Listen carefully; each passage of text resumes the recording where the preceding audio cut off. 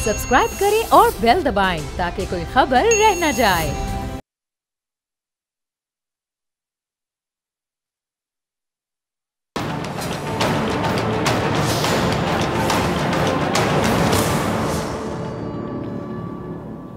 रोशनी फैली तो सबका रंग काला हो गया, कुछ दिए ऐसे जले हर सू अंधेरा हो गया।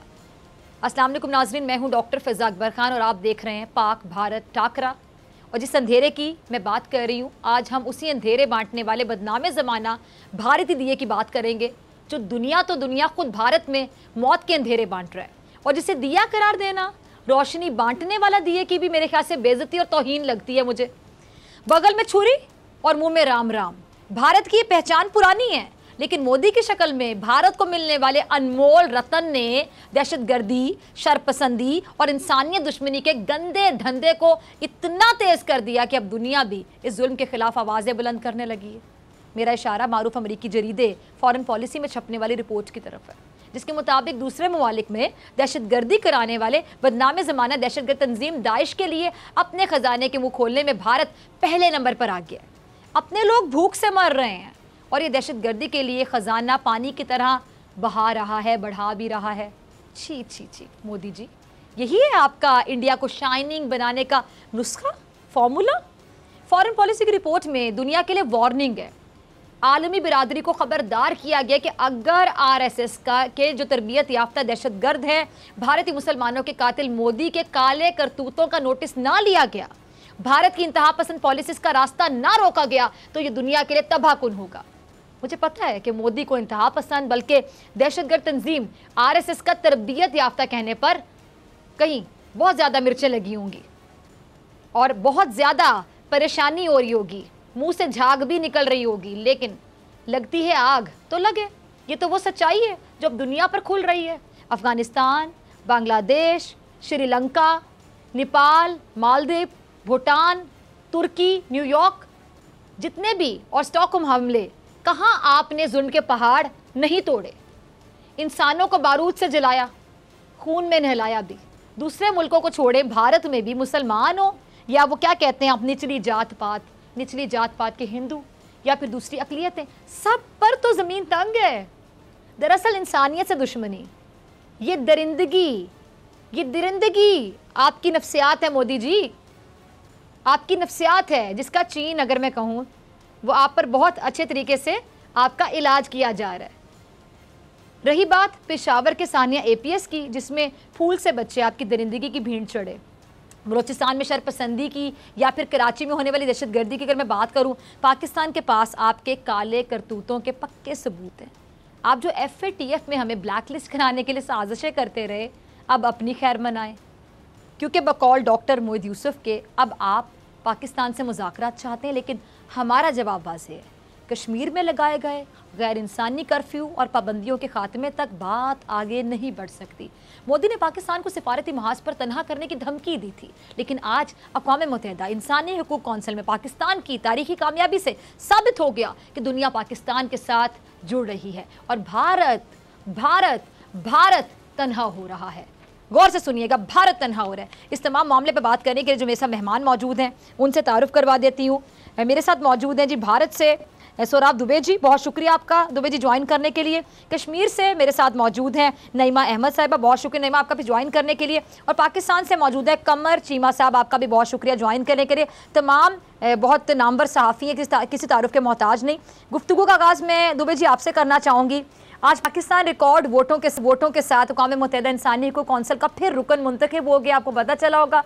मोदी ने तो पाकिस्तान को सिफारती महाज पर तनहा करने का प्लान बनाया था, लेकिन लगता है कि लेने के देने पड़ गए। आपके तासुरात क्या है, मैं जानना चाहूँगी। जी, जाहिर सी बात है, जब कभी भी पाकिस्तान में पत्ता भी हिलता है तो सीधे भारत की तरफ उंगली उठाई जाती है। पाकिस्तान अपनी तरफ कभी भी नहीं देखता। FATF में ब्लैक लिस्टेड होने जा रहा है, उसकी कहीं कोई चिंता नहीं है, लेकिन मोदी जी और भारत अभी भी पाकिस्तान को दिखाई पड़ रहे हैं। पाकिस्तान आज तक आज़ाद ही नहीं हुआ है। 47 के बाद भारत आज़ादी मिल गई भारत को, भारत में सब कुछ ठीक ठाक चल रहा है, लेकिन पाकिस्तान अभी तक बेरोजगारी से आज़ाद नहीं हुआ। पाकिस्तान अभी तक मूलभूत सुविधाएं अपने नागरिकों को नहीं दे पाया।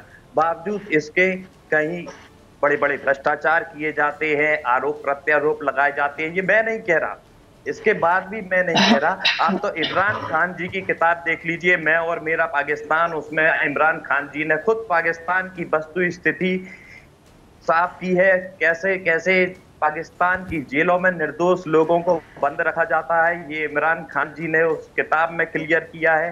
बाकी अब वो सत्ता में आ गए हैं तो शायद पलट जाए, और भी बहुत सारी चीजें हैं, लेकिन जो वस्तु स्थिति है वो ये है कि भारत अपनी दुनिया में साख को कायम कर चुका है, और पाकिस्तान दुनिया के दूसरे देशों से कर्ज लेकर अपना काम चला रहा है। कभी चाइना की गोद में जाकर बैठता है तो कभी सऊदी अरब की गोद में जाकर बैठता है। अच्छा जी, आपका पॉइंट आ गया। मैं आपकी तरफ आना चाहूँगी कमर चीमा साहब, ये पाकिस्तान के हवाले से बात कर रहे थे, बेरोज़गारी की बात कर रहे हैं। हालांकि अगर मैं भारत की बात करूँ, भारत में भूख है, अफलास है, बेरोज़गारी के डेरे, वहाँ तो टॉयलेट्स तक नहीं है। इनके बेसिक इशू इतने ज़्यादा इनको दिखाई नहीं देते हैं। अगर भारत की बात करें, भारत का वो नक्शा पेश किया जाता है तो हमने कभी नहीं देखा, हमने कभी नहीं सुना। अब तो चीज़ें ढकी छुपी रह ही नहीं गई ना। इनका मीडिया तो कंट्रोल किया जाता है बीजेपी की गवर्नमेंट की जानिब से, मोदी की जानिब से, लेकिन सोशल मीडिया तो आज़ाद है। सोशल मीडिया पर तमाम चीज़ें नजर आती हैं। और पाकिस्तान के बारे में जो बातें कर रहे थे, ये इनको कौन सा पाकिस्तान दिखाई देता है चीमा साहब? हमें वो पाकिस्तान दिखाई देता है जो अभी तक पोलियो से जंग नहीं जीत पाया। अच्छा जी, दुबे जी, मैं आपकी तरफ आऊंगी, आप अपने पॉइंट्स लिख के रख लीजिए, आपको मैं मौका दूंगी। जी जी चीमा साहब। जी डॉक्टर साहब, इसमें पहली बात तो ये है, डॉक्टर साहब पहली बात तो ये समझने की है कि इंडिया की इस वक्त जो ग्रोथ चल रही है वो -24 में जा रही है। जीडीपी ग्रोथ बजाय इसके कि प्लस में जाए -24 में गई है, एक बात। दूसरा, ये अपने आप को बड़ा कह रहे थे जी, हम तो बड़ा साउथ एशिया से निकल के हम तो आगे चले गए हैं। भाई G20 में सबसे 20वां नंबर आपका जीडीपी ग्रोथ रेट का। एक इकोनॉमी, एक कोविड का झटका लग गया तो आपकी इकोनॉमी धड़म से नीचे गिरी है, एक बात, और आप एक्सपोज हो गए हैं। देखें, दुनिया को पता चल गया है कि इंडिया सिर्फ और सिर्फ अपनी आबादी का खाने की कोशिश कर रहा है कि हमारी बड़ी आबादी है। रही बात पाकिस्तान की, तो पाकिस्तान ने पिछले 74-75 सालों में बहुत जंगें लड़ ली हैं, और मेरा ख्याल है कि पाकिस्तान की अशराफिया और पाकिस्तान के तमाम स्टेक होल्डर को समझ आ गई है अब सिर्फ इकोनॉमिक सिक्योरिटी की बात होगी।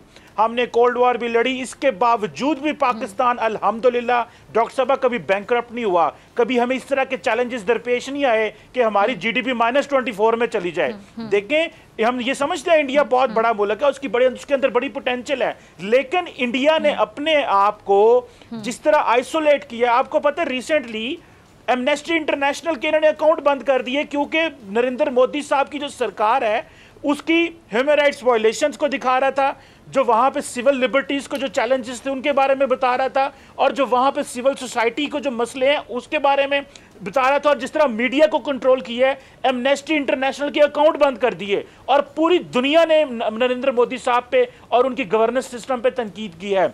हमें यह करना चाह रहे थे, हमें इन्होंने क्या आइसोलेट करना है। अमेरिका बहादुर हमारी मदद मांग रहा था वहां अफगानिस्तान में, और अमेरिकी सदर पहली दफा आए तो बड़े सख्त ट्वीट की, बाद में हमारे वजीर आजम को लेटर लिखा कि भाई हमारी इमदाद करो और हमें अफगानिस्तान से निकलवाओ। इधर से चाइना हमारे साथ इंगेज है, दुनिया की दो बड़ी ताकतें जो हैं वो पाकिस्तान के साथ मिलकर काम कर रही हैं, और चाइना के साथ भी हमारी ट्रेड और बिजनेस बड़ा अच्छा चल रहा है, और अमेरिका तो हमारा सबसे बड़ा ट्रेडिंग जो एक्सपोर्ट हमारी वहां जाती है। सो मैं आपको बताऊं कि पाकिस्तान के अंदर चैलेंजेस जरूर थे, लेकिन डॉक्टर साहिबा अब हम भारत के बगैर तरक्की करेंगे। मैं तो ये समझता हूं हमने बड़ी गलती की, हमने भारत का इंतजार किया, और कभी हम कहते थे सार्क आगे चलेगा, कभी कहते थे रीजनल कोऑपरेशन होने चाहिए। नहीं डॉक्टर साहब, भारत के साथ मिलकर काम नहीं हो सकता। हमने हर कोशिश करके देख ली, इनका मजाज ये है कि आइसोलेट करना है। आपने खुद यूएन का जिक्र कर दिया, इनको ये पूछें कि अगर पाकिस्तान आइसोलेटेड है तो यूरोपियन यूनियन हमें जीएसपी प्लस स्टेटस क्यों देता है? क्यों वो हमें प्रेफर्ड स्टेट जो है वो देते हैं, एक इनिशिएटिव देते हैं कि जी आप हमें चीजें जो है वो बेचें, हमें एक्सपोर्ट करें। चाइना पाकिस्तान के साथ मिलकर काम कर रहा है। पाकिस्तान की अभी कभी तारीख में ऐसे नहीं हुआ था कि हमें अपनी मैरीटाइम डॉक्ट्रिन लेके आए हैं। अभी हम एशिया पैसिफिक की तरफ जा रहे हैं, क्योंकि हमें पता चल गया कि सेंट्रल एशिया और ये चीजें जो है इस तरह अभी तेजी से नहीं खुल रही, सो हम और तरफ चल पड़े हैं। सो मैं समझता हूं, और अबव ऑल पाकिस्तान की जो यूथ है उन्होंने जो मिलके समझा है कि हमें तरक्की करनी है, काम करना है, दौड़ना है, रियासत भी सपोर्ट कर रही है, वो खुद भी खड़े हुए हैं, और अब जो भारत का जो भी प्रोपेगेंडा होगा अब हमने उसमें नहीं आना। ठीक है, भारत के इसी प्रोपेगेंडे में हमने नहीं आना है। अच्छा नईमा, आपकी तरफ आना चाहूंगी। आपने दुबे जी की गुफ्तगू भी सुनी और चीमा साहब के भी पॉइंट आपने सुने, आप उनमें भी किसी बात में अगर कुछ ऐड करना चाहे कर सकती हैं। साथ ही साथ मैं कश्मीर के हवाले से बात करूंगी कि इंडिया का झूठ तो यहाँ से आप देख रहे हैं कि कश्मीर को कहते हैं हमारा अटूट अंग है और डिस्प्यूटेड टेरिटरी सबको पता है, और उसको कहते हैं जी हमारा है कश्मीर, हमारा अटूट अंग है। फिर अटूट अंग में बसने वालों के अंग अंग में गोलियां चलाई जाती, जुल्म सितम के पहाड़ तोड़े जाते हैं। क्या कहेंगी आप? जी देखिए, पहले जो दुबे साहब और चीमा साहब ने आपस में अपने मुल्कों की जो बहुत बड़ी कारनामे दिखाए, तो इसमें कोई शक नहीं है कि हम चाहते हैं, खासतौर से जो कश्मीर है वो चाहता है कि दोनों मुल्क तरक्की करें, अमन से रहें और आगे बढ़ें। लेकिन जहां तक कश्मीर का सवाल है, वहां पे तो आपने इस वक्त जो है भारत की तरफ से जो 5 अगस्त 2019 वाला जो डिसीजन आ गया है, अगर भारत को ये अटूट अंग लग रहा था और वो इसको समझ रहा था, तो मेरे ख्याल में जो 2019 5 अगस्त वाला डिसीजन है वो नहीं होना चाहिए था, क्योंकि वो एक शक पैदा कर रहा है कि जम्मू कश्मीर अटूट अंग नहीं है और डिस्प्यूटेड टेरिटरी है, जिसके 3 स्टेक होल्डर्स हैं, कश्मीर है, पाकिस्तान है और इंडिया है, और इनको मिल बैठ के इसका फैसला करना चाहिए। जैसे कि आपके जो सिक्योरिटी एडवाइजर हैं प्राइम मिनिस्टर के, उन्होंने भी कल इस बात का इरादा किया है। तो मुझे लगता है कि बजाय आप एक दूसरे से लड़ाई झगड़े के, अगर आप कश्मीर का मसला हल करें और कश्मीरियों को एक नॉर्मल जिंदगी जीने का हक दें, तो मेरे ख्याल में आपके तमाम मसाइल जो हैं, जो वो चाहे भारत के हैं, पाकिस्तान के हैं, वो सारे मसाइल हल होंगे। लेकिन जो भारत की तरफ से अभी हमने देखा कि जो आरएसएस की बैक गवर्नमेंट है, जो बीजेपी की गवर्नमेंट है, जिस तरह के उन्होंने जो स्टेप्स लिए हैं, जिस तरह से डेमोग्राफिक चेंज हो रही है जम्मू कश्मीर में, तो वो भारत के लिए बहुत ज़्यादा मुश्किलात पैदा कर रहा है। ख़ासतौर से आपने देखा अभी जो लद्दाख में जो मसला खड़ा हुआ है चीन और भारत के बीच में, और ये मसला इतना संगीन हो सकता है कि 3 न्यूक्लियर मुल्क जो हैं एक साथ खड़े होंगे और पूरी जनूबी एशिया का जो ये पूरा खिता है अमन दरहम बरहम हो सकता है। और वजह फिर दुनिया को जाननी होगी कि बुनियादी वजह इस मसले की क्या है और कौन जिम्मेदार है, जिसको सजा मिलनी चाहिए। ठीक है जी, कौन जिम्मेदार है जिसको सजा मिलनी चाहिए। जी मैं आपकी तरफ आना चाहूँगी दुबे जी, आप इनकी बात का भी कोई जवाब देना चाहे ज़रूर दे सकते हैं। और साथ ही मैं आपसे एक और सवाल ये पूछना चाहूँगी कि भारत जो दहशतगर्दों का सरपरस्त है, यानी मददगार है, दूसरे ममालिक के मामलात में मुदाखलत करता है, उसे ना रोका गया तो दुनिया के लिए तबाहकुन होगा। और आपके बकौल हम पाकिस्तानी तो झूठ बोलते हैं, अब तो अमरीकी जरीदे फॉरेन पॉलिसी ने सच्चाई की तस्दीक कर दी है। अब यकीन कर लेंगे या मोदी की तरह मैं ना मानो ही कहेंगे आप? सबसे पहले मैं कश्मीर पे आना चाहूंगा कि कश्मीर की जो भी यहाँ बात चल रही थी, तो पीओके में पाक सरकार के खिलाफ नारेबाजी हो रही है, जिसे आप आजाद कश्मीर कहते हैं। आजाद कश्मीर कहने के बावजूद भी वहां पर आप ही की सरकार के विरोध में प्रदर्शन हो रहे हैं, पाकिस्तान के विरोध में प्रदर्शन हो रहे हैं। उसे तो मानिए, क्या उसे भी नहीं मानेंगे? आपसे पूछा जा रहा है जालिमो जवाब दो, जुल्म का हिसाब दो, लेकिन फिर भी जुल्म का हिसाब आप नहीं देंगे, आपका देश नहीं देगा, इमरान खान जी नहीं देंगे। जब भी उनके ऊपर शिवा साहब आपसे लूंगी, जरा गौर से सुनिएगा इनके पॉइंट्स। जी जी जी जी दुबे जी, प्लीज। उनके ऊपर आरोप लगाए जाएंगे तो वो भारत की तरफ उंगली बढ़ा देंगे। क्यों? क्योंकि उन्हें अपनी सत्ता बचानी है। अभी तक पाकिस्तान में यही होता आया है और शायद बड़ा ही दुखद विषय है कि आगे भी यही होता रहेगा अगर पाकिस्तान अपनी हरकतों से बाज नहीं आया तो। पीओके के एक्टिविस्ट सज्जाद कह चुके हैं पाकिस्तान हमारे साथ जानवरों जैसा बर्ताव बंद करो। बावजूद इसके इससे बड़ी बात क्या हो सकती है? हरकतें पूरी दुनिया को भारत की नजर आ रही है, बीजेपी की बुरी पॉलिसीज नजर आ रही है, नरेंद्र मोदी का पागलपन नजर आ रहा है, बुखलाहट नजर आ रही है, पाकिस्तान की हरकतों की बात कर रहे हैं दुबे जी। डॉक्टर फिजा, मैं कुछ कहना चाहूंगी।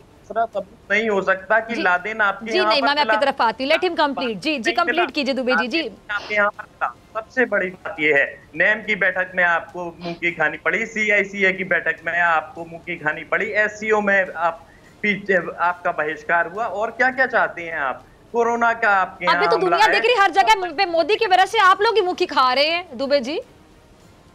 मैडम 70 रुपए किलो। अच्छा, नईमा कुछ ऐड करना चाह रही, नईमा जी। मीडिया बता रही है, आपकी मीडिया बता रही है 70 रुपए किलो आटा बिक रहा है। मुफलिसी किस कदर हावी है, गरीब परेशान हो रहा है। प्याज 90 रुपए किलो है और आलू 75 रुपए किलो है। सब्जियों के दाम आपके यहाँ पर आसमान छू रहे हैं। और आपके यहाँ तो गुर्बत का ये आलम है कि आपके यहाँ टॉयलेट्स नहीं है, बेसिक नीड जो है वो नहीं है आपके यहाँ। टॉयलेट्स बन गए भारत में जितने रिक्वायर्ड है। बेरोजगारी आपके यहाँ चरम पर है। 5 सालों से सरकारी नौकरियां नहीं निकली हैं। दहशतगर्दी आपके यहाँ पल रही है बेरोजगारी के कारण। आप पालन पोषण कर रहे हैं दहशतगर्दी का, लेकिन इमरान जी नहीं मानेंगे, इमरान जी नहीं सुधरेंगे। अच्छा ठीक है, आपके पॉइंट आ गया। ठीक है दुबे जी, ठीक है। अच्छा जी, नईमा आप कुछ कहना चाह रही हैं जी, फिर चीमा साहब आपकी तरफ आती हूँ जी। नहीं जी, मैं दुबे जी से एक बात कहना चाहूंगी कि अगर मसला आज़ाद कश्मीर का है, लेकिन आज़ाद कश्मीर में आपने देखा कि क्या एक साल से वो सारे तमाम मेन स्ट्रीम लीडर जो हैं, जो 2-2, 3-3 बार चीफ मिनिस्टर रह चुके हैं स्टेट के, उनको 14 माह के बाद हिरासत में रखा था और कल एक चीफ मिनिस्टर को कश्मीर में उनको रिहा किया गया। और सारी मेन स्ट्रीम लीडरशिप जिनके हाथ में हिंदुस्तान का परचम था, उनको आपने जेलों में बंद रखा। जो हमारे ताजर लीडर हैं, जो हमारे हुर्रियत लीडर हैं, जो हमारे बच्चे हैं, जो हमारे बच्चे 15 माह से स्कूल जा रहे हैं, तो क्या ऐसी ही सूरत हाल आज़ाद कश्मीर में है जिसके साथ आप मुवाजना कर रहे हैं? क्या 10 लाख फौजी वहाँ आज़ाद कश्मीर की सड़कों पे हैं जो इस वक्त वादी कश्मीर में है, जहाँ पे पिछले 6 माह से जो कम्युनिकेशन ब्लॉकेड है? तो इस तरह सिचुएशन को आप मुवाजना ना करें। जम्मू कश्मीर की सूरत हाल दूसरी है as compare to Azad Kashmir. हाँ, आज़ाद कश्मीर में मसाइल हो सकते हैं, लेकिन जो सूरत हाल आपने वादी में शुरू की है, जो वहाँ पे जिस तरह के मसाइल वहाँ पे लोग झेल रहे हैं, वो आज़ाद कश्मीर में नहीं है। आपको इसको मानना होगा और एक्सेप्ट करना होगा और देखना होगा कि इस मसले का हल कैसे तलाश करें। वो चाहे मोदी जी आज करें या 10 साल के बाद करें, लेकिन इस मसले का हल तलाश करना होगा। देखिए, भारत में लोकतंत्र है। ठीक है, इसका जवाब दुबे जी आपसे लूंगी, लेकिन आपकी बारी पर मैं चीमा साहब, अच्छा मैं आपकी बारी पर आती हूँ। आप इसकी सवाल जरा नोट कर लीजिए। मैं आपसे सवाल नहीं पूछूंगी, इसी का जवाब लूंगी जो नईमा आपसे पूछ रही है। चीमा साहब आपकी तरफ आना चाहूंगी जी, दुबे जी की बातों का आपसे जवाब मैं चाहूंगी। देखिए, मैं तो समझता हूँ ये दुबे जी जो बात कर रहे हैं, इनसे ये पूछें कि आज़ाद कश्मीर में आप बात करते हैं हमारे आज़ाद कश्मीर की, और यहाँ पे जो गुर्बत और महंगाई की बात कर रहे हैं, मुझे सबसे पहले ये बता दें कि 600 मिलियन से ज़्यादा लोग जो हैं इस वक्त, ये 700 मिलियन के करीब जो लोग हैं, वो $2 पर डे के हिसाब से कमा रहे हैं इंडिया के अंदर।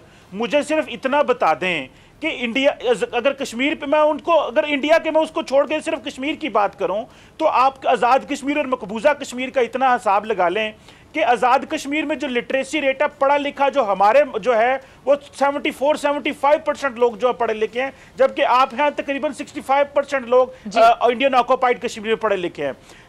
आज़ाद कश्मीर के अंदर फैसले आज़ाद कश्मीर का वजीर आज़म बैठ के करता है, जबकि आपके वहां प्रेसिडेंशियल रूल लगा हुआ है। मुझे यह बताएं, भारत के अंदर इतनी स्टेट्स हैं, किस स्टेट ने पहले गवर्नर रूल लगाया और अभी प्रेसिडेंशियल रूल लगाया? ये दुनिया की कौन सी जमहूरियत है जो दिल्ली से बैठ के कश्मीर को डील कर रही है? हम तो इस्लामाबाद से बैठ के डील नहीं कर रहे। और हमारे आज़ाद कश्मीर के अंदर तकरीबन 50 से 60 हजार पाकिस्तानी फौजी बैठा हुआ है, जबकि आपके यहाँ 7 लाख से ज्यादा फौज बैठी हुई है। मुझे सिर्फ इतना बता दें, 4G वहां पे इंटरनेट नहीं है, हमारे तो लोग इंटरनेट भी एंजॉय कर रहे हैं। मुझे इस चीज का बताएं, आप हमारे साथ हमारे कश्मीर का क्या मुकाबला कर सकते हैं? दुबे जी, मैं एक बात बताऊं आपको, आप बहुत अच्छा चल रहे थे। अगर नरेंद्र मोदी 2014 में ना आते तो भारत अगले 2024 तक बहुत आगे जा सकता था और इकोनॉमिकली बहुत ग्रो। आपके जो मनमोहन सिंह थे आपको बहुत आगे ले गए, लेकिन प्रॉब्लम यह हुआ कि मोदी जी ने हिंदू जो इंतहा पसंदी है उसको इतना आगे ले गए हैं कि मुसलमान और सिखों सब पीछे रह गए हैं। सिर्फ हिंदू इंतहा पसंद। एक वक्त था डॉक्टर साहब जब पाकिस्तान के अंदर जो मजहबी एलिमेंट थे वो भारत से बात नहीं करना चाहते थे, लेकिन आज सारा पाकिस्तान वो सोचता है जो हमारी पार्लियामेंट का फैसला होता है। लेकिन इंडिया में यह है कि जो हिंदू मजहबी इंतहा पसंद है, जो फनेटिक्स हैं, वो नहीं बात करना चाह रहे। और एक बात डॉक्टर साहब, जो आपने फॉरेन पॉलिसी मैगजीन की बात की, अफगानिस्तान में इस्लामिक स्टेट को, दाइश को ये फंड करते हैं, श्रीलंका में जो हमले हुए थे पिछले साल, जो चर्च के ऊपर, उन्होंने ट्रेनिंग जो है वो इंडिया से ली है। इधर बलूचिस्तान में कुलभूषण यादव नेटवर्क इनका पकड़ा गया। अफगानिस्तान में अभी जो हमारे नेशनल सिक्योरिटी एडवाइजर ने कल कहा कि $10 लाख देके इन्होंने 2 दहशत ग्रुपों के दरमियान मर्जर कराया। और डॉक्टर साहब सिर्फ वो नहीं, इधर से इन्होंने जो एथनिक ग्रुप थे, जो बलोच मिलिटेंट एथनिक ग्रुप थे, उनका भी मर्जर कराया ताकि वो पाकिस्तान के खिलाफ हमले कर सके। ये कौन सी ऐसी ताकतें हैं जो अफगानिस्तान के अंदर दहशतगर्द जमातों को इकट्ठा कर रही हैं, और पाकिस्तान के अंदर वो हमारे भाई जो लड़के बलोच मिलिटेंट बन चुके हैं, जिनको भारत फंड कर रहा है और वो पाकिस्तान के खिलाफ लड़ने की कोशिश कर रहे हैं। ये कौन है जो उनको पैसा दे रहे हैं? और ये दोनों ग्रुप एक वक्त में तैयार हो गए हैं। और कराची में, याद रखें आप बात, दुबे साहब मेरी आखिरी बात है, आपने वहां कराची में चाइनीज को मारा, चाइनीज को मारते हैं बलोचिस्तान। मैं आखिरी बात कर लूं, दुबे साहब जो मर्जी बोलिएगा, कराची में भी आप चाइनीज को मारते हैं। दुबे साहब एक मिनट जरा लेट हिम कंप्लीट, जीवा साहब को कंप्लीट करने दें। मैं आपकी तरफ आती हूं, मैं आपको मौका दूंगी, यहाँ का माइक म्यूट नहीं करूंगी। वहां कराची में स्टॉक एक्सचेंज में माइक म्यूट नहीं करूंगी, हम आपको पूरा पैसा मौका देते हैं बात करने। आपको पता नहीं इस चीज का? शंघाई से बड़े बड़े बिजनेसमैन कराची आए हुए थे। जब से ये दोवल साहब आए हैं, ये जो जिसको हम दोवल डॉक्ट्रिन कहते हैं, वो ये करिए कि भाई आप पाकिस्तान के अंदर इकोनॉमिक सिक्योरिटी ना आने दो। पाकिस्तान मसरूफ रहे दहशतगर्द जमातों से लड़ता हुआ, और फौज भी मसरूफ रहे और इकोनॉमिकली ग्रो ना कर सके। और दुनिया को बताओ, वो तो एक ऐसी जगह है जो स्टेबिलिटी नहीं है वहां पे। दुबे साहब, अब हम आपको हर जगह एक्सपोज करेंगे। बहुत हो गया ये दहशतगर्दी के ड्रामे आप करते रहे हैं। कश्मीरियों को हक देंगे तो वो गन नहीं उठाएंगे, आप उनको हक नहीं देते, वो आपको गोली मारेगा। जब आप उनकी बच्चियों को उठा के ले जाएंगे, खवातीन से रेप करेंगे, जब वहां पे उनके चेहरों पे आप वो पैलेट गन्स मारेंगे, तो आप वो क्या आपके लिए फूल लेके खड़े हो वहां पे श्रीनगर के लाल चौक में? वो भी आपको गोली मारेगा। बड़ी अच्छी बात आपने की, बिल्कुल बिल्कुल, वो फूल लेकर तो खड़े नहीं होंगे ना, एहतजाज रिकॉर्ड करवाएंगे अपने अपने अंदाज में। जी जी, आप बोलिएगा दुबे जी, मैं आपकी तरफ आती हूं। पूरी दुनिया में London, America, Paris, London, New York, Paris, Berlin, दुनिया, बीजिंग, हर जगह हम भारत को एक्सपोज करेंगे कि वो मुल्क है जो पाकिस्तान के अंदर इकोनॉमिक प्रॉस्पेरिटी नहीं आने दे रहा और यहां पे नॉन स्टेट एक्टर को सपोर्ट करता है। हमारे बच्चों को एपीएस में आपने मरवाया, यहाँ पे टीटीपी को फंडिंग आप करते हैं, सेपरेटिस्ट को फंडिंग आप करते हैं। ये आप किस किस्म के एक नफीस मुल्क है? हद हो गई है यार। आपने यहाँ पे इंसानी हकूक की क्लब, और अब हम पाकिस्तान बन गया यूएन में, हम अब वहां पे काउंसिल में आ गए, अब आपको बताएंगे, एक्सपोज करेंगे आपको। बहुत अच्छे पॉइंट्स आपने रेज किए चीमा साहब। अब इनका जरा जवाब लेने दे मेरे दुबे जी से, फिर नहीं मैं आपकी तरफ आती हूँ। जी चीमा साहब, आपने बहुत सारी बातें बोल दी और एक्सपोज करेंगे। ये अपने स्वप्न काफी अच्छा है आपका, आप देख सकते हैं, क्योंकि पाकिस्तान अभी तक स्वप्न ही देखता आया है जो अभी तक साकार नहीं हुए। आपके यहाँ 1 करोड़ से ज्यादा पश्तून कबायली हैं जो अवैध हथियार रखते हैं, लाखों कट्टरपंथी संगठनों से जुड़े हुए हैं, आप उनका कुछ नहीं कर पाए अभी तक, उन्हें नहीं सुधार पाए। इमरान खान जो है आप उनको समर्थन करते हैं, गरीबी झेल रहे हैं बेचारे, साक्षर नहीं है, आप उन्हें साक्षर नहीं करना चाहते, आप उनके हाथ में गन थमाना चाहते हैं, उन्हें हथियार देना चाहते हैं। पीओके में बसे कबायलियों को हथियारों में आपने होड़ लगवा दी है। इसके अलावा जो है, आप शर्म नहीं आती इमरान खान जी को? वो कहते हैं कि मुझे कबायलियों से प्रेरणा मिलती है। अजी लानत है जी, क्या प्रेरणा मिलती है आपको कबायलियों से? आपको कबायलियों को मेन स्ट्रीम डेवलपमेंट के साथ में लाना चाहिए, आप उन्हें आगे नहीं बढ़ाना चाहते। क्यों आप उनका इस्तेमाल करना चाहते हैं? कई सालों से इस्तेमाल करते आ रहे हैं, सत्ता के लिए इस्तेमाल करते आ रहे हैं, और आप कहते हैं इस्तेमाल तो आप लोगों को कर रहे हैं नरेंद्र मोदी। आपके नरेंद्र मोदी को शर्म नहीं आती दुबे जी? नरेंद्र मोदी को शर्म नहीं आती? खुफिया सुरंग से आप लोग घुसपैठ कराते हैं, आतंकियों आपके यहाँ भारत में लोग भूख से मर रहे हैं, भारतीय हुकूमत अवाम के खून पसीने की कमाई दाइश जैसी खतरनाक तंजीमों पर लुटा रही है। और दुबे जी जरा मेरा सवाल सुन लीजिएगा। आपके यहाँ भारतीय हुकूमत अवाम के खून पसीने की कमाई दाइश जैसी खतरनाक तंजीमों पे उड़ा रही है, लुटा रही है, दूसरे ममालिक में दहशतगर्दी करवा रही है। शर्म की आप बात करते हैं, शर्मिंदगी, नाराजगी या गुस्सा इस हुकूमती पॉलिसी पर कैसा महसूस करती है भारतीय जनता? मैं आपसे पूछती हूँ, भारतीय जनता शर्मिंदा होती है इन बातों पर? मुल्क का भला नहीं होने वाला। युद्ध विराम का हजारों बार उल्लंघन कर दिया भारत ने, कभी युद्ध विराम का उल्लंघन नहीं किया, लेकिन हाँ मुंह तोड़ जवाब जरूर दिया है और इसी तरह मुंह तोड़ जवाब हमेशा मिलता रहेगा। आईएसआई की सह पर आप गुप्तचरी कराते हैं, आप आतंकियों को पालते हैं, पोसते हैं, ऐसा नहीं चलेगा। ये भाड़े के आतंकियों का खेल अब खत्म हो चुका है। बहुत साल देख लिया, भारत ने बहुत सब्र किया, लेकिन अब भारत के सब्र का बांध टूट चुका है। भारत अब सब्र नहीं रखेगा। भारत ने सब्र किया, कहां पे भारत? नहीं, मैं क्या कह रहे हैं, ये भारत की बात कर रहे हैं, ये किस भारत का नक्शा खींच रहे हैं? मुझे समझ नहीं आ रही। नहीं, जरा बताइएगा क्या कह रहे हैं दुबे जी? नहीं, देखिए ना, दुबे जी को भी इस बात को समझना होगा कि ये भारत जिसकी आज ये बात कर रहे हैं, ये वो भारत नहीं है जो 2014 से पहले था, कि चाहे कांग्रेस की गवर्नमेंट रही है या बीजेपी की गवर्नमेंट अटल बिहारी वाजपेयी जी के जो अंडर रही है। ये वो भारत नहीं है। भारत बहुत तब्दील हो गया है और आप उसका अंदाजा इस बात से लगा सकते हैं कि अब हम टीवी चैनल्स पे बैठ के मुहज़्ज़िब तरीके से बात भी नहीं कर सकते।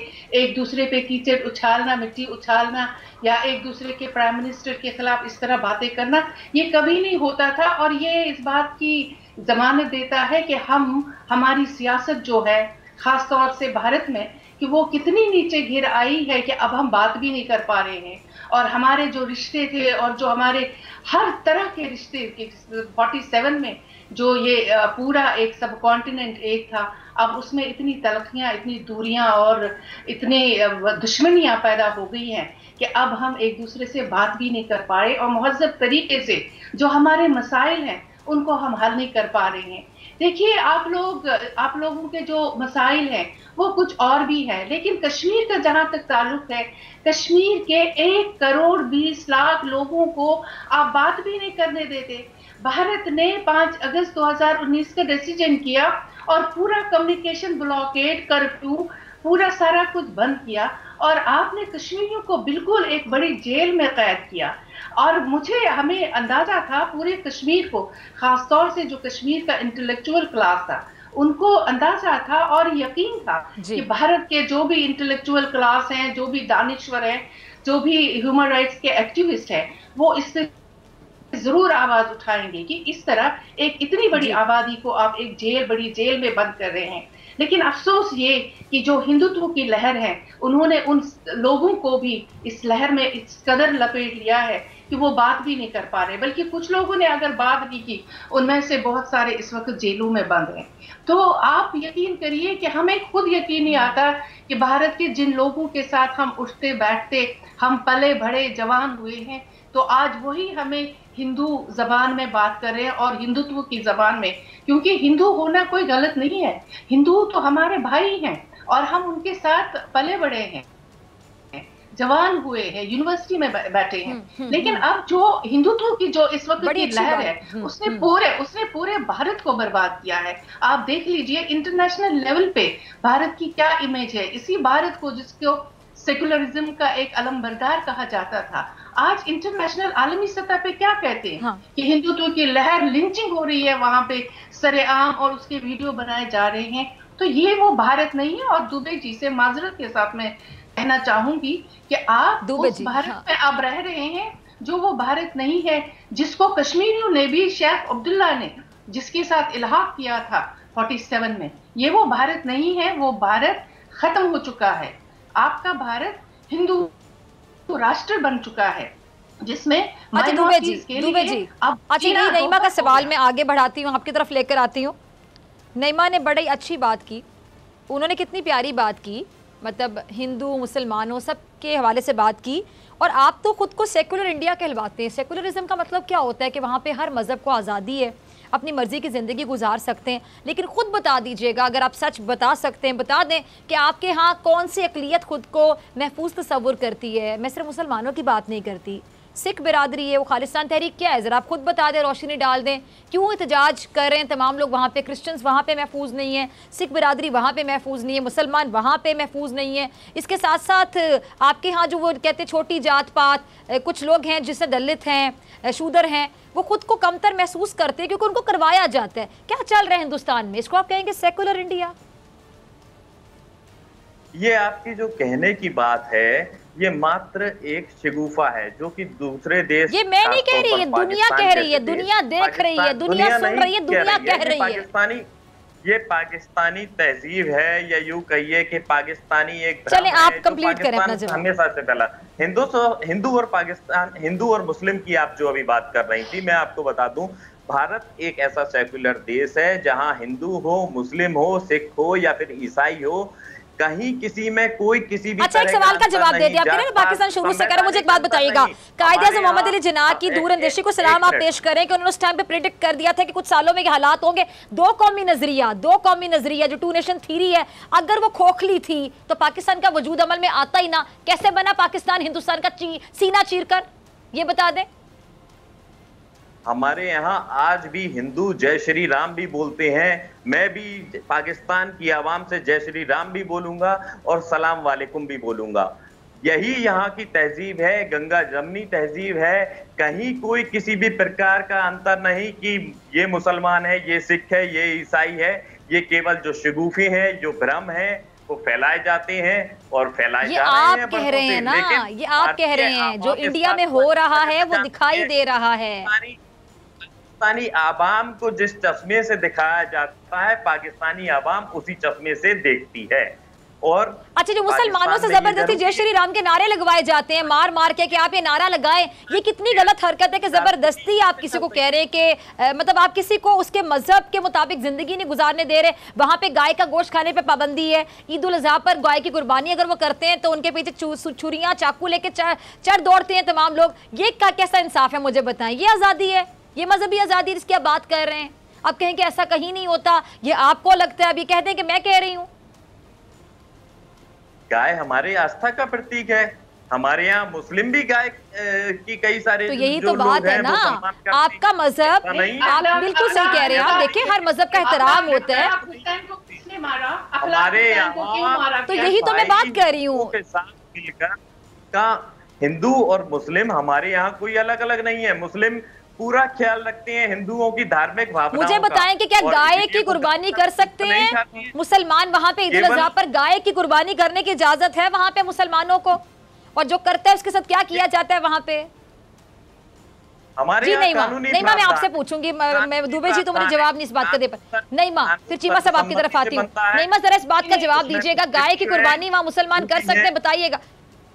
देखिए, इसमें कोई पाबंदी नहीं थी और गाय का गोश्त बाज़ाब्ता बहुत सारे रियासतों में, जो इसके साथ बहुत बड़े ताजिर भी हैं, वो हिंदू हैं जो बाहर के मुल्कों को भी बिल्कुल बिजनेस ये करते हैं, बिल्कुल ऐसे ही है। लेकिन अब मुसलमान जो है वो जो इसके कारोबार के साथ वाबस्ता थे। लेकिन आप दुबे जी से बताइए कि तबरेज अंसारी को कत्ल किसने किया, लिंच करके कैसे मारा, अखलाक हुसैन को कैसे मारा गया, दलितों को कैसे मारा जाता है। क्या ये सब कुछ अब आज के भारत में नहीं हो रहा है, जहाँ पे इस तरह की मिसालें नहीं मिलेंगी? कई सारे अभी हाल ही में जरा बीजेपी ऐड के तो नहीं, मैं बाबर कादरी साहब को भी मारा गया। बाबर कादरी वही है ना चीमा साहब, आपको याद होगा, इनका एक बड़ा नफसियाती सा एंकर है, प्रोग्राम करता है अर्नाब गोस्वामी, जिसने बाबर कादरी को हमारे मुल्क के बारे में, मैं वो अल्फाज नहीं दोहराना चाहती क्या कहने का बोला था, तो उसने फिर हिंदुस्तान के बारे में बोल दिया और उसने कहा कि गेट आउट, मेरे प्रोग्राम से निकल जाओ। बाबर कादरी को भी मार दिया गया। क्या कसूर था बाबर कादरी का? क्या आवाज उठाता था हक सच के लिए? मैं आपको एक बात, डॉक्टर साहब मैं आपको एक बात बताऊं, ये तो बैठे हुए ना यहाँ पे बात कर रहे हैं दुबे साहब, वो वहाँ पे अस्सलाम वालेकुम वालेकुम सलाम वाला चक्कर ख़त्म हो गया है। अब सिर्फ जय श्री राम कहोगे तो इंडिया में रह सकते हो।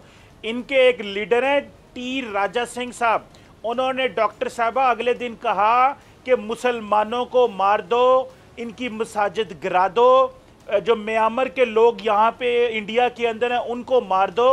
और ये फेसबुक के ऊपर उनका बयान पड़ा है। आपको पता है डॉक्टर साहबा टी राजा सिंह जो है उसने फेसबुक के ऊपर ये स्टेटमेंट दी, लेकिन फेसबुक का सीईओ जो साउथ एशिया पैसिफिक को देखता है, जो पैसिफिक को देखता है, वो क्योंकि इंडियन है, तो उसने कहा कि अगर हमने ये फेसबुक से हटा दी ये स्टेटमेंट जो कि नफरत अंगेज मुसलमानों के कत्ल करने के बारे में स्टेटमेंट और उनकी मस्जिदें गिराने के बारे में स्टेटमेंट थी, तो फेसबुक का सीईओ भारत का वो वीडियो फेसबुक से नहीं उतार सका क्योंकि उसको खतरा था अगर मैंने ये कहा तो फेसबुक हमसे नाराज ना हो जाए और हम जो हैं ये कल को फेसबुक जो है वो भारत से जो पैसा कमा रहा है या हम जो पैसा कमा रहे हैं तो ये इनके फेसबुक और इंडिया के ताल्लुकात खराब ना हो जाए।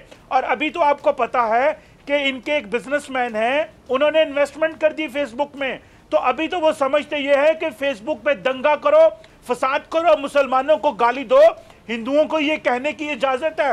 ये सामने बैठे हैं दुबे साहब, इस बात का इनकारी करें कि क्या ये वॉल स्ट्रीट जर्नल ने ये रिपोर्ट की, ये पूरे मीडिया ने चलाया कि टी राजा सिंह ने क्यों मुसलमानों को कत्ल करने, उनकी मस्जिदें गिराने की बात की और क्यों फेसबुक ने वो वीडियो ना हटाई। इधर पाकिस्तान जरा सी सुने दुबे साहब, पाकिस्तान जरा सी कश्मीर के हक में बात करे ना तो आप लोग वीडियो हटवा देते हैं, कहते हैं ये जो कंटेंट है वायलेंट है।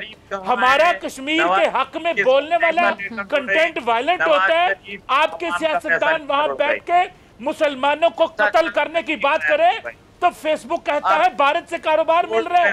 देखें डॉक्टर साहबा, आपको याद होगा चीमा साहब, बहुत से ट्विटर अकाउंट्स जो हैं वो सस्पेंड हुए थे पाकिस्तानियों के। आपको याद है ट्विटर अकाउंट सस्पेंड हुए थे पाकिस्तानियों के कश्मीर पर बात करने के लिए, कश्मीर पर बात की जा रही तो ट्विटर अकाउंट भी सस्पेंड कर दिए गए, जिसमें मेरा अकाउंट भी शामिल था। इन्होंने तो ये आपका अकाउंट भी शामिल था डॉक्टर साहबा। डॉक्टर आरिफ अलवी के अकाउंट के खिलाफ भी इन्होंने कंप्लेन की थी क्योंकि कश्मीर के बारे में बात करते हैं। अच्छा, मुसलमानों के कत्ल करने की बात करो, उनकी मसाजिद गिराने, और डॉक्टर साहब छोड़ें, इन्होंने तो इनकी सुप्रीम कोर्ट ने उन 30 लोगों को रिहा कर दिया जिनके ऊपर बाबरी मस्जिद में हमला करने का केस था और कहा वो सारे मासूम हैं। मस्जिद गिरा के मंदिर बना दिया, जिनके ऊपर कत्ल के मुकदमे थे वो रिहा हो गए। मेरी भारत के हिंदुओं से बात हुई, उन्होंने कहा भाई आज बड़ा शर्मिंदा है, उन्होंने कहा आज बड़ा शर्मिंदा है क्योंकि मेरे ऑफिस में एक मुसलमान है, मैं उस मुसलमान को चेहरा नहीं दिखा सकता कि तुम इस तरह। दुबे साहब मैं नहीं बोला, दुबे साहब आपकी बारी मैं नहीं बोला, मैं नहीं बोलता किसी की बारी। दुबे साहब मेरी एक भारत में एक दोस्त से बात हुई, उसने कहा आज मैं बड़ा शर्मिंदा हूं, मेरे ऑफिस में 2 मुसलमान हैं और मैं उनसे चेहरा छुपा रहा हूं। क्यों चेहरा छुपा रहा हूं कि मैं उनको ये नहीं बता सका कि मेरे मुल्क की जो सुप्रीम कोर्ट जो अदालत है वो इंसाफ नहीं कर सकी। उसने मुसलमानों के खिलाफ स्टेटमेंट फैसला कर दिया और हिंदुओं को कहा तुमने जो मसाजिद गिराई वो ठीक किया। और भाई ये बहन नईमा ने बात की कि बड़ा अच्छा वतन था, मुसलमान भी रहते थे, हिंदू भी रहते थे, लेकिन डॉक्टर साहबा हमें 75 साल पहले पता चल गया था, हमारे कायदे आजम अल्लामा इकबाल सब लीडरों को आज से 200-150 साल पहले पता चल गया था कि अलहदा मुल्क चाहिए क्योंकि हम मुसलमान हैं, हम इनके साथ नहीं रह सकते। बल्कि इंडिया में तो मोदी साहब को 2014 में पता चला कि हमारे भारत की बुनियाद तो हिंदू मजहबी रियासत के तौर पे होना चाहिए और हम मुसलमानों और सिखों के साथ नहीं रह सकते। अच्छा ठीक है, आखिरी 2 मिनट है, ठीक है चीमा साहब, मैं मुझे एक सवाल पूछने दुबे जी आपसे, आई होप कि आप मेरे सवाल का जवाब देंगे, बात को गोलमोल नहीं करेंगे। दुबे जी आपके लिए मेरे पास एक सवाल है, पाकिस्तान को FATF की में ब्लैकलिस्ट कराने के लिए आप लोगों ने एड़ी चोटी का जोर लगा दिया, सबको पता है, लेकिन आप लोग नाकाम रहे। फॉरेन पॉलिसी की जो रिपोर्ट मैंने अभी आपके साथ आगाज में शेयर की, आपको मैंने बताया कि जी वो क्या कहा जा रहा है कि आप लोग दहशत गर्दों के सरपरस्त हैं, मददगार हैं, सारा मैंने आपको बताया।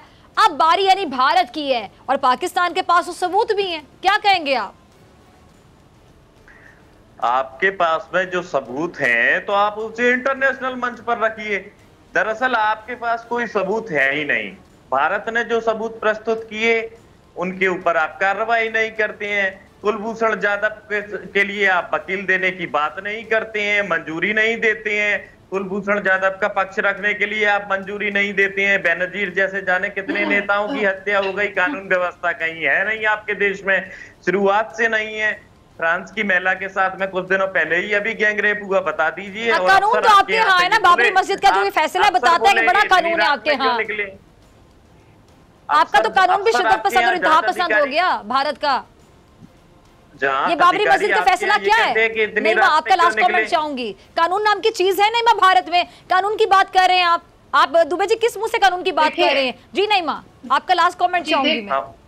जी देखिए, दुबे जी कह रहे थे ना कि पाकिस्तान में बेनजीर भुट्टो का कत्ल हो गया, जनरल जिया हक जहाज में जो एक्सीडेंट हो गया, लेकिन भारत में भी इंदिरा गांधी का भी कत्ल हुआ, राजीव गांधी का भी कत्ल हुआ। तो ये सारी चीजें हर मुल्कों की लेगेसी है और ये चलती रहेंगी और ये हर जगह होता है। ये किसी मुल्क में ज्यादा हो, किसी मुल्क में कम, लेकिन हमें लग रहा है कि जो 70 तक पाकिस्तान में हम देख रहे थे कि कुछ जो कट्टर एलिमेंट्स हैं, जो जिनको हम कह रहे थे कि रेडिकल एलिमेंट्स है, और ज्यादा जो है इस्लामाइजेशन जिसको हम कहते थे बहुत ज्यादा हो रहा है। लेकिन आज हम देख रहे हैं जो इंटरनेशनल लेवल पे भी इसको एक्सेप्ट किया जा रहा है कि पाकिस्तान अब एक सेक्युलर मुल्क बन रहा है और भारत सेक्युलरिज्म से दूर होता जा रहा है, जो बहुत बुरा है, जो नहीं होना चाहिए था। ठीक है जी, नईमा अहमद, कमर चीमा, सोराब, दुबे जी, आप सबका बहुत शुक्रिया। डॉक्टर फिजा अकबर खान को आपसे मुलाकात कर दूंगी इंशाल्लाह अगले हफ्ते पाक भारत टाकरा में इंशाल्लाह। अपना ख्याल रखिएगा, दुआ में याद रखिएगा। अल्लाह निगहबान।